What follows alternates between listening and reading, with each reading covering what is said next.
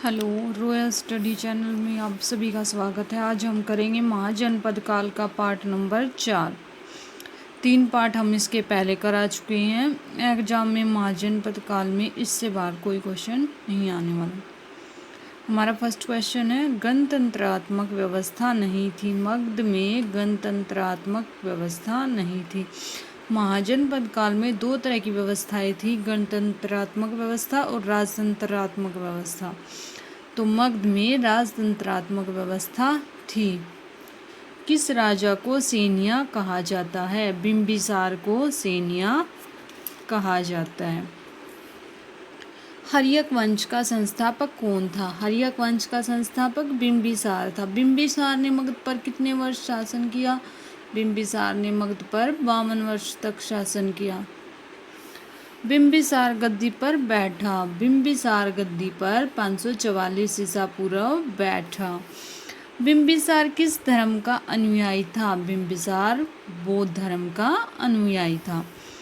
बिंबिसार की हत्या किसने की?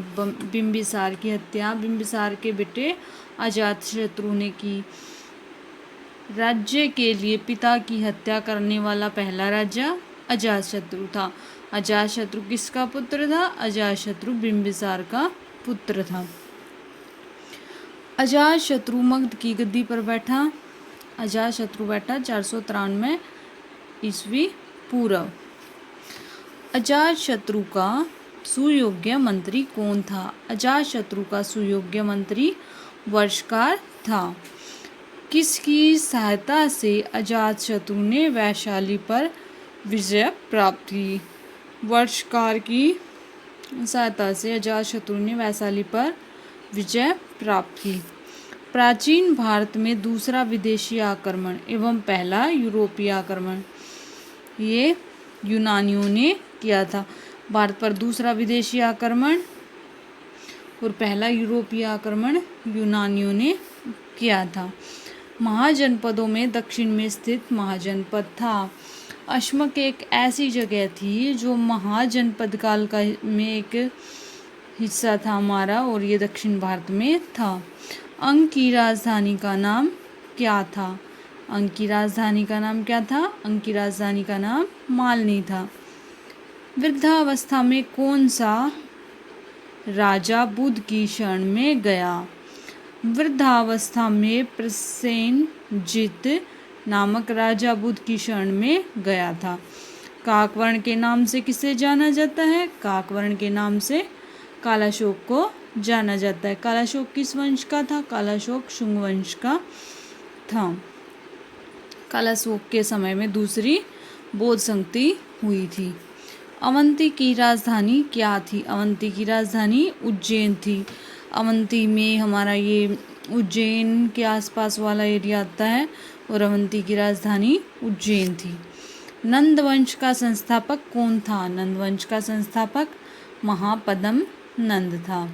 और नंद वंश का अंतिम शासक कौन था? नंद वंश का अंतिम शासक धनानंद था।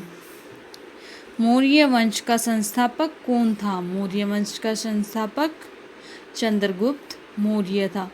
चंद्रगुप्त मौर्य किसकी सहायता से राजा बना था, जिसने मौर्य वंश की स्थापना की थी? तो ये चंद्रगुप्त मौर्य ने चाणक्य की सहायता से मौर्य वंश की स्थापना की थी। चंद्रगुप्त मौर्य का मंत्री कौन था? चंद्रगुप्त मौर्य का मंत्री चाणक्य था। शिलालेख का प्रचलन किसने किया? शिलालेख का प्रचलन अशोक ने किया।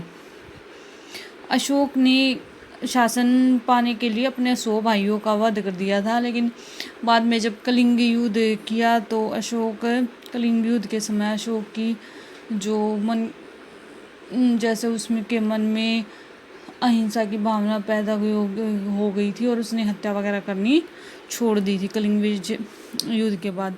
अशोक का राज्याभिषेक कब हुआ? अशोक का राज्याभिषेक 261 ईसा पूर्व में हुआ।